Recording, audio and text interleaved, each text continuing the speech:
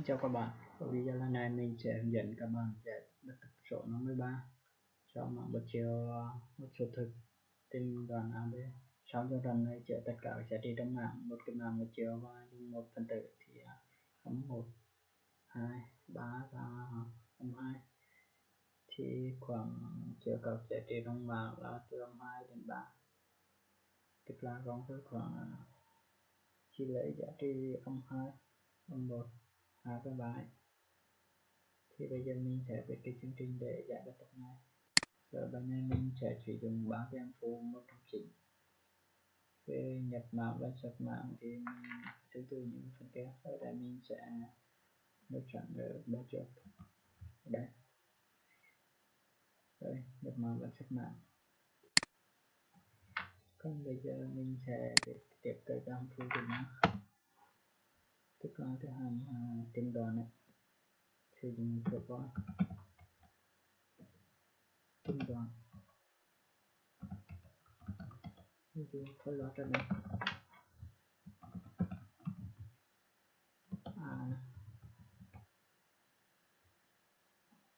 Là mình sẽ cho vào n ở trong này, cái này ở mình ở video trước.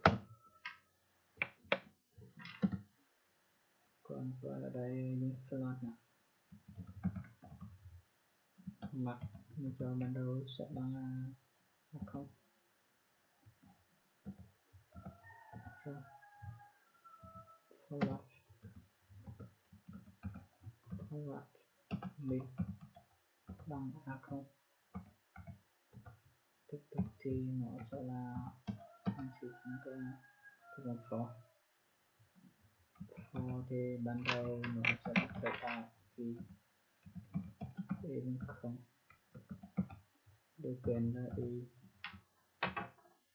nhận đây sẽ là y cộng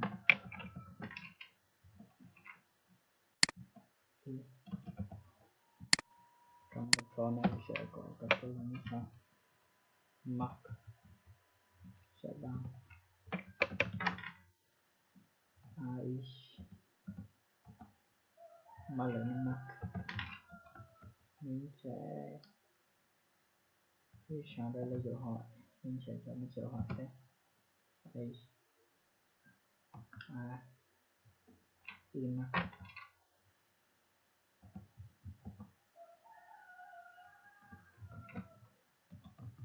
Đây nếu ví dụ như ai mà lớn hơn mặt thì ai là giá trị mặt. Chúng tôi nếu mà mình bằng ai vậy thôi, mình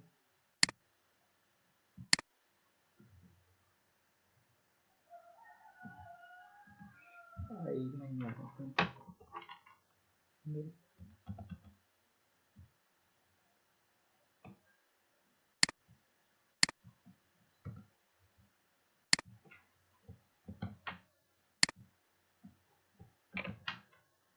nên khi cũng dùng được hỏi mình sẽ tạo về là y mình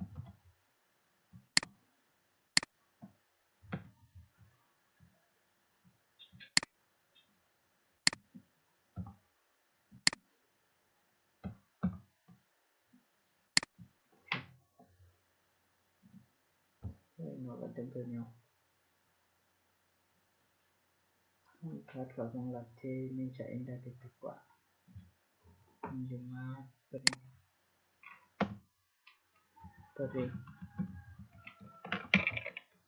ở đây sẽ là mình sẽ tiếp kết quả của nó là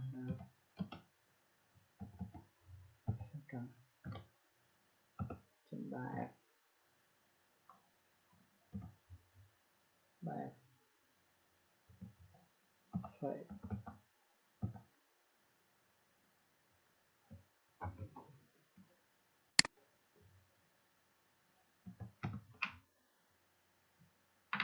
trăm chấm 3f vậy trong đây cũng trăm chấm 3f đi.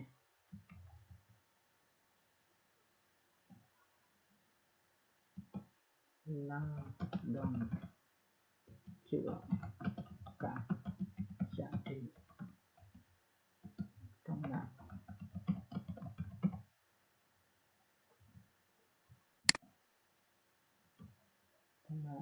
Ở đây Việt mình mặc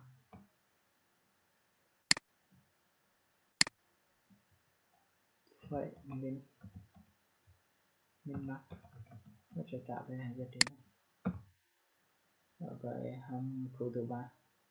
Còn bây giờ cái hàm cuối cùng đó là chính hàm tổng hợp tất cả hàm tính trong mình.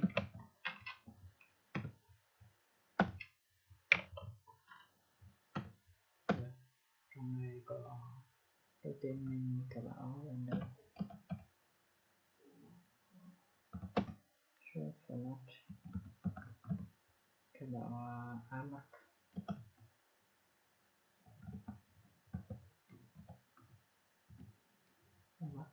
mark là phải viết hóa từ từ phần tử ta có nói format b mark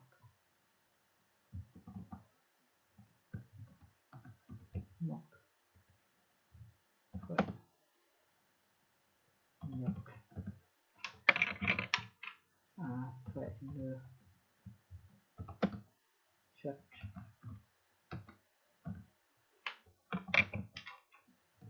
vậy như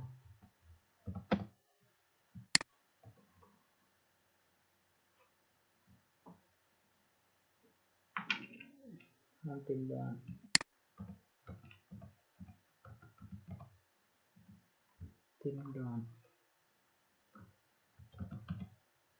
đoạn của nó luôn vậy như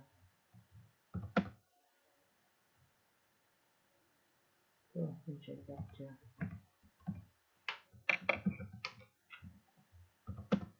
mình sẽ ghi màn hình setting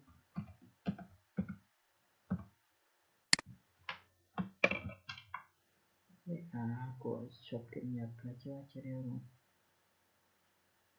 Đây sẽ ghi format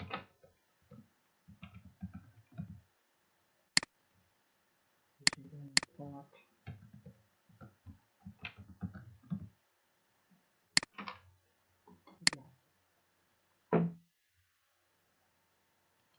rồi ở đây chương trình mình sẽ chạy chương trình này đây đây là nhập phần tử nhập số phần tử ở đây mình sẽ nhập ra số 4 phần tử nhập ra âm 3 1 âm 4 3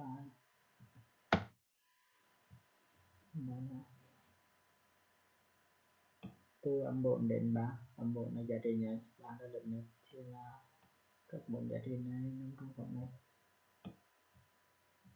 Thì bản chất của bài này là như vậy. Thì video của mình đến đây là hết.